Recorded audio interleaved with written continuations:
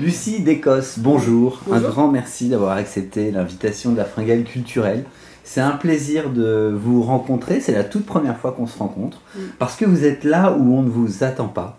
C'est-à-dire que Lucie d'Écosse, pour ceux qui ne vous connaissent pas, vous êtes judokate, c'est comme ça que ça se dit. Normalement, ça se dit pas, mais bon. Mais c'est écrit dans la quatrième de cours. C'est ce que j'ai voulu C'est pour écrire. affirmer le côté féminin de la discipline. Donc même si ça se dit pas, nous on va le dire, vous êtes judokate et vous publiez un livre. Et c'est là où j'étais en train de commencer à dire qu'on vous trouve là dans un endroit où on ne vous attendait pas forcément en librairie. Et ça c'est un prétexte pour qu'aujourd'hui vous soyez sur la Fringale culturelle, parce que nous on bouffe de la culture, on adore ça et on est ravis de vous rencontrer. Votre livre est publié aux éditions du Moment, il est en librairie actuellement. Pourquoi avez-vous souhaité écrire ce livre? Comment est née l'idée? Mais ça faisait depuis longtemps quand même que j'y pensais. Et puis il y a très longtemps, j'avais rencontré un éditeur et qui m'avait dit: tu veux pas écrire ton histoire? Lui, il éditait beaucoup de livres de sport, de Formule 1, enfin voilà. Et du coup, il m'avait dit ça et j'avais dit non, je veux pas écrire de livre. J'attends d'être championne olympique parce que sinon ça va me porter la poisse. J'ai pas envie de raconter une histoire alors qu'elle n'est pas finie. Et donc ça me trottait un peu dans la tête et donc après les Jeux, je me suis dit voilà, pourquoi pas. Et voilà, il se trouve que cette maison d'édition, elle a édité un autre sportif, un basketteur, et on a le même conseiller. Donc du coup, j'ai demandé à mon conseiller: est-ce que tu pourrais pas leur demander si ça les intéresserait pas? Et bon, ils ont dit oui. Et donc ça s'est fait comme ça, mais c'est vrai que j'y pensais depuis un petit moment parce que j'ai toujours vu des livres de sportifs. Mais voilà, j'avais envie d'être légitime avant de le faire. Alors ça c'est bien, la question de la légitimité avant de le faire, je vous comprends, c'est un peu dommage de prendre la parole quand c'est pas encore temps, donc ça c'est assez sage de votre part. Mais le deuxième point, c'est pour échanger, j'imagine, avec les autres. Qu'est-ce que vous vouliez leur apporter à ces lecteurs qui vont découvrir votre histoire? J'avais envie de raconter mon histoire, mais c'est surtout faire découvrir une sportive, une athlète de haut niveau et une fille qui fait du judo. Parce qu'en fait, il n'y a aucune championne de judo qui a écrit un livre. Donc ça, je trouve que voilà, ça veut dire qu'on n'a jamais eu l'occasion de découvrir une femme dans le judo. Des garçons, il y en a eu plein, il y a eu David Douillet, il y a eu Stéphane Traîneau, Teddy aussi. Donc il y en a eu plein, mais des livres de sportifs, il n'y en a pas beaucoup. Il y a beaucoup de footballeurs, en général. Après, si, il y en a eu chez les femmes, voilà, des navigatrices, tout ça, mais il n'y en a pas beaucoup dans les sports olympiques. Et donc je me suis dit quand même, peut-être que les gens ils se rendent pas bien compte du parcours. Voilà, du parcours et ce que c'est que d'être une athlète de haut niveau et surtout voilà, une femme qui fait un sport de combat. Parce que quand on fait un sport de combat, toute notre vie, on a les gens qui nous disent je vous approche pas alors, faut pas que je me batte avec vous. Enfin voilà, c'est des petites blagues comme ça. Mais elles sont entêtantes et tout ça est sympathique, mais à vivre régulièrement, c'est lourd.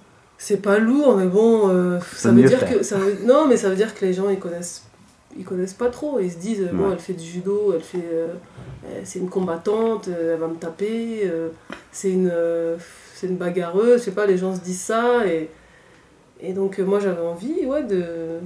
Ce sport, vous l'avez vraiment pris au sérieux, c'est quand même toute votre vie, vous avez commencé depuis... D'ailleurs le livre commence quand vous êtes toute jeune. C'était important pour vous de repartir du début de l'histoire? Oui, je pense, de toute façon, c'est chronologique. Puis moi, j'avoue que si je l'ai fait avec Brice Perrier, parce que toute seule, j'aurais jamais pu le faire, quoi. J'aurais pas su mettre les mots. Voilà, mettre les mots, et puis comment m'y prendre, dans quel sens, et puis...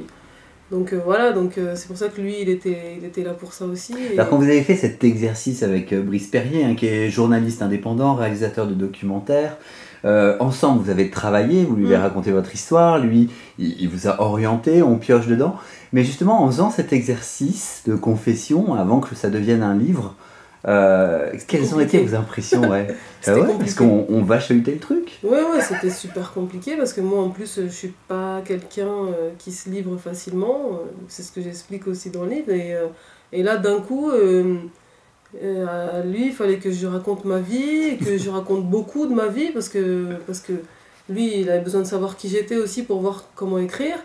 Et puis il fallait que je m'organise dans ma tête pour lui dire des choses aussi et pas lui dire tout et n'importe quoi.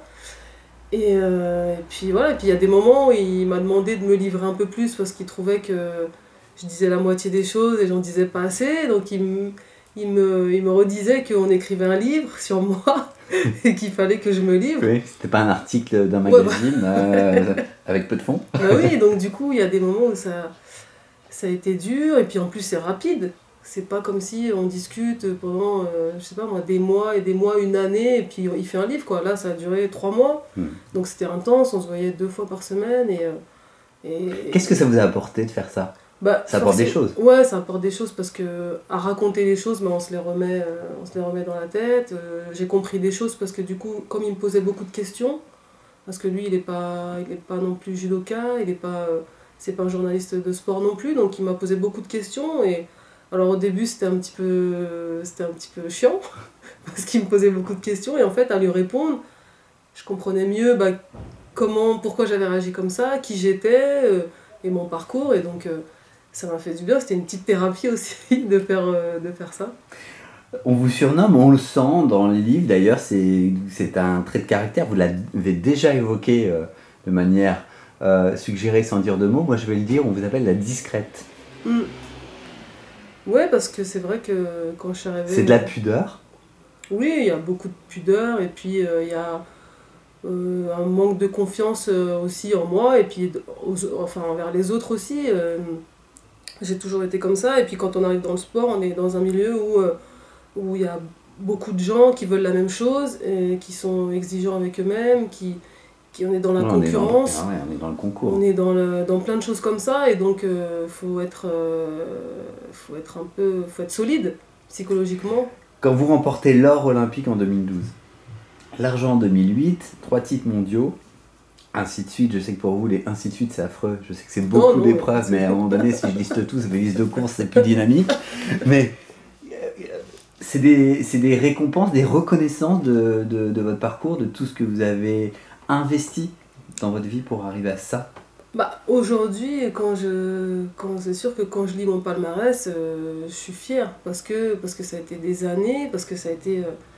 je veux dire, même si on prend plaisir dans la pratique du sport, il y a beaucoup de moments où c'est dur. Parce qu'on fait un sport dur, le judo c'est dur, on se bat avec quelqu'un tous les jours à l'entraînement, donc c'est un sport qui est difficile, c'est un sport qui fait mal.